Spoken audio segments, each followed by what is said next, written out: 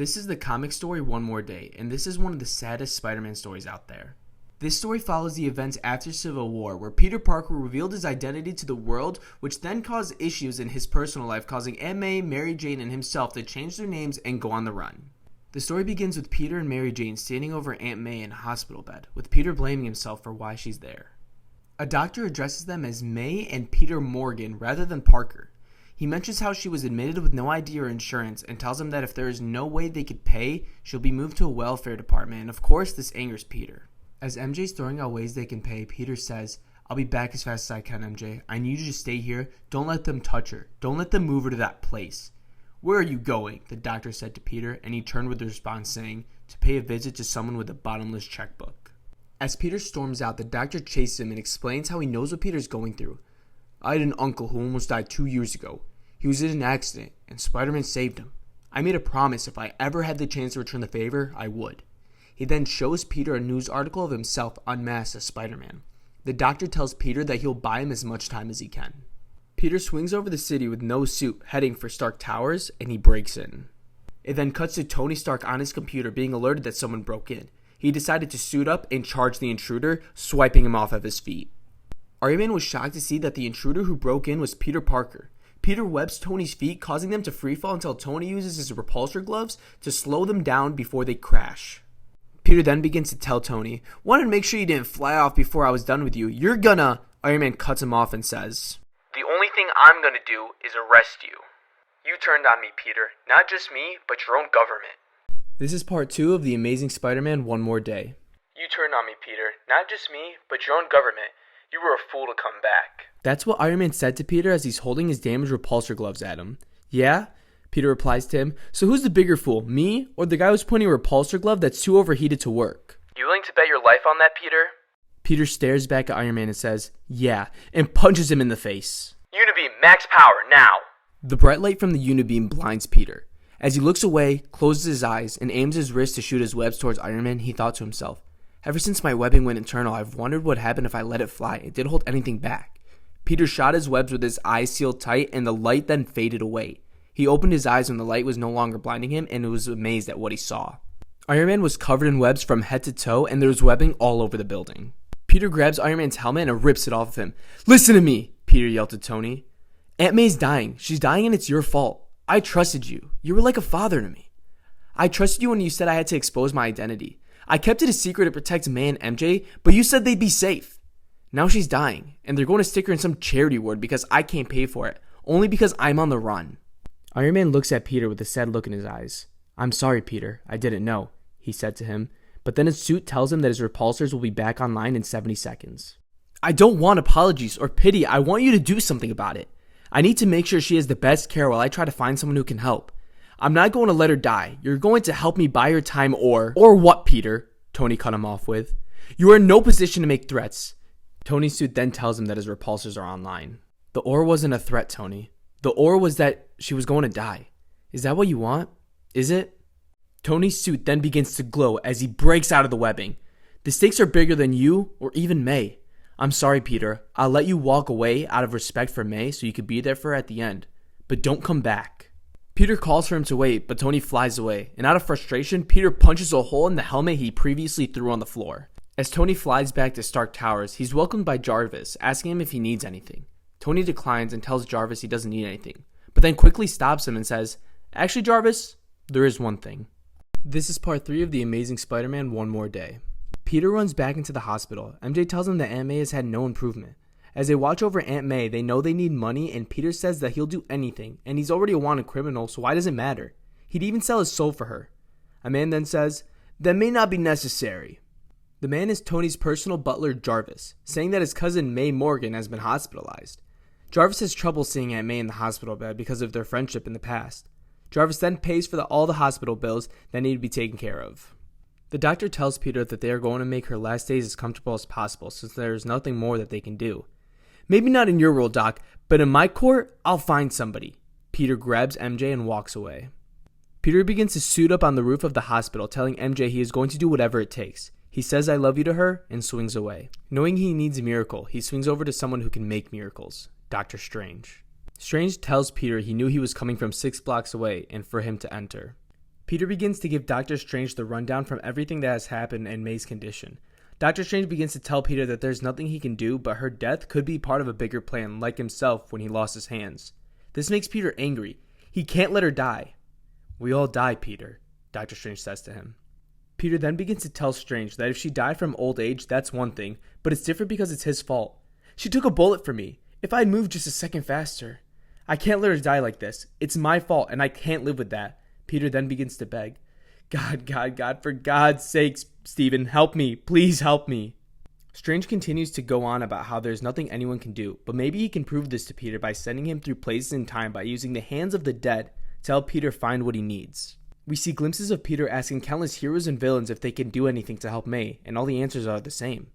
When Peter comes back to reality, he looks exhausted because of how much of a toll this journey puts on a person. Strange then says he'll give him a glass of water to help him feel better. With Peter being so desperate to save his aunt, he grabs the hands of the dead, just like Strange did, said the same spell Strange did, and asks to go back to where it happened. A bright light shines from the spell, and Stephen sees this out of the corner of his eyes and screams, "Peter, no!" But it was too late. We then see Peter in his astral form, looking at the man who shot Aunt May. This is part 4 of The Amazing Spider-Man One More Day. As Peter's astral form of his body looks at the man who shot Aunt May, he goes to swing at him but phases right through his head. He realizes he can't stop the shooter, but maybe he can warn his past self what is to come. All of a sudden, black creatures begin to attack him. One of them cuts his arm, causing Peter to scream out in pain. He tries to shoot his webs at them, but it goes right through. He manages to break away and enters a motel room where May, MJ, and the past Peter are talking. The past Peter says to MJ and May, "Something's wrong." He turns his head and yells, "Down!" He pulls MJ to the ground, but May takes a bullet right through the stomach, which causes Peter to scream. He then suddenly hears, "By the all-seeing eye of Agamotto, be gone!" Doctor Strange grabs Peter and pulls him out of experiencing Aunt May being shot once again. Strange explains to Peter that those were Nightwalkers that attacked him, and his real body's hurt and needs healing. Strange wants to take Peter back to the Sanctum, but can't in the current time period he is in, because he'd then come across his past self. He needs to go back even further where there is no chance of them meeting.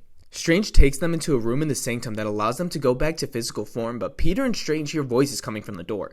Strange goes to investigate, and Peter listens to the voices closely and realizes that that's his voice from a past conversation between him and Strange. Peter stands up, realizing that he can warn his past self about May right now, but as he goes through the door, he loses his physical body the moment he exits. He falls to his knees and says, "I have to face it. There's nothing I can do. Nothing." As Peter is healing in this magical room, he asks Strange why he can heal him but not May. Strange then tells him, "Magical cures for magical ills. And it is not your time. The universe calls us home when it is time to go. For your aunt, it is that time. It is not for you or I to change this, and I hope you see now there is truly nothing more you could have done.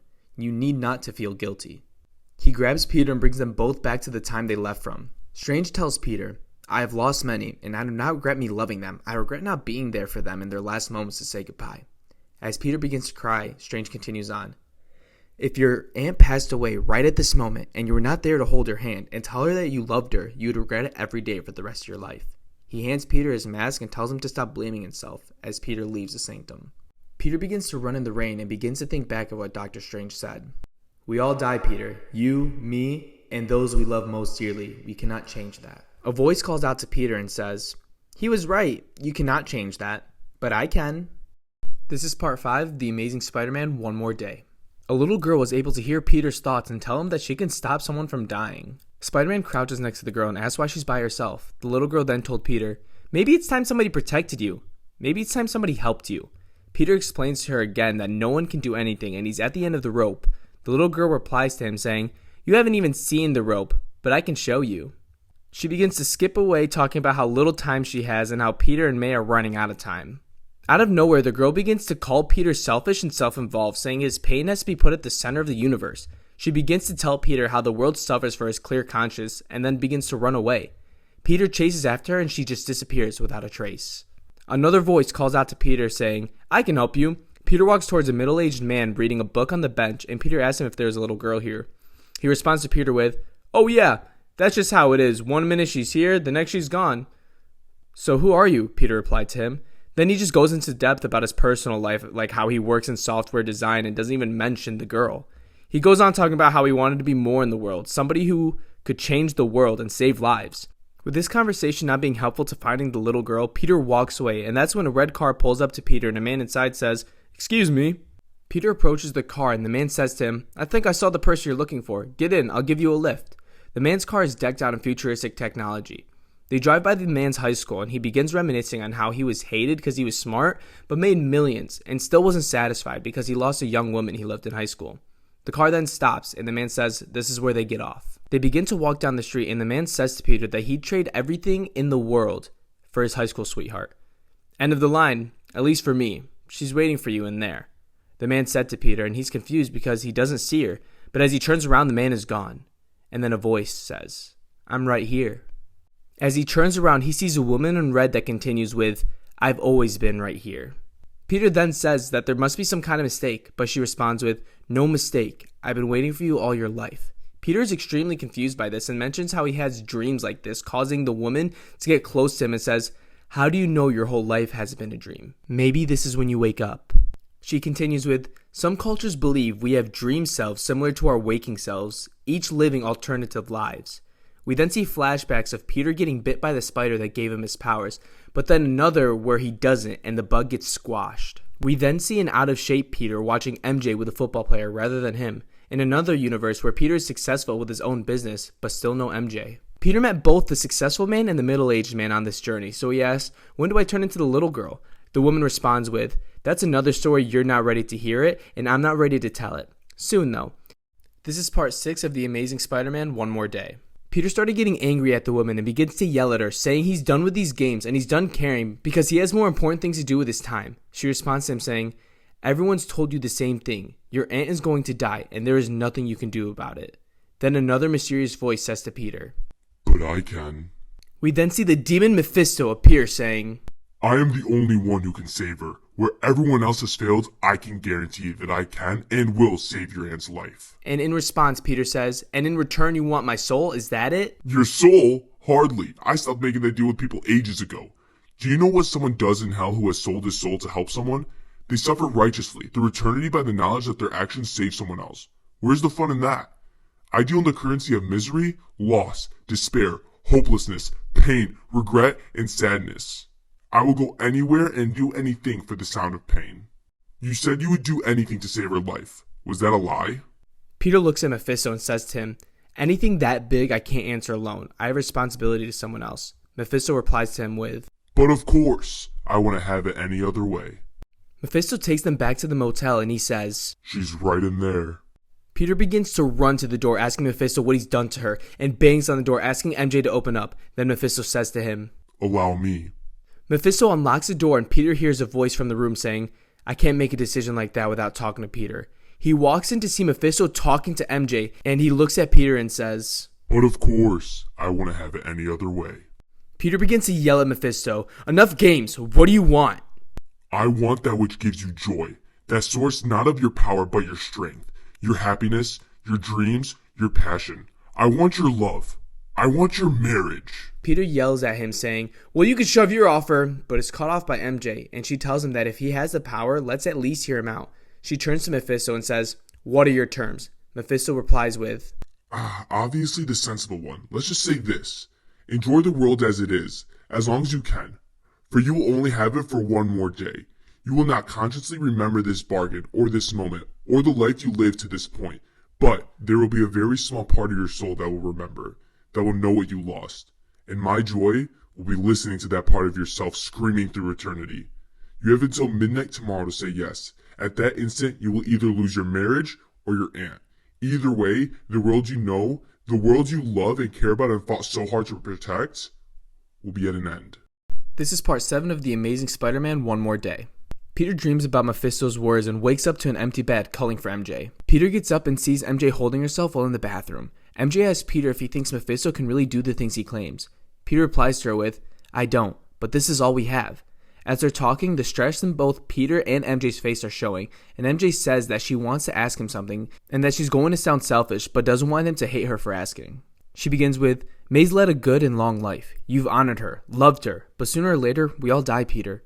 What if this is her time? You've always tried so hard to do the right thing by her, so what if the right thing is letting her go?" Peter looks away from MJ and says to her, "You're not saying anything I haven't thought already. If this was a case of natural causes, then I could accept that. But that's not what happened. She got hit with a bullet meant for me. I couldn't live with myself. I'd break in two."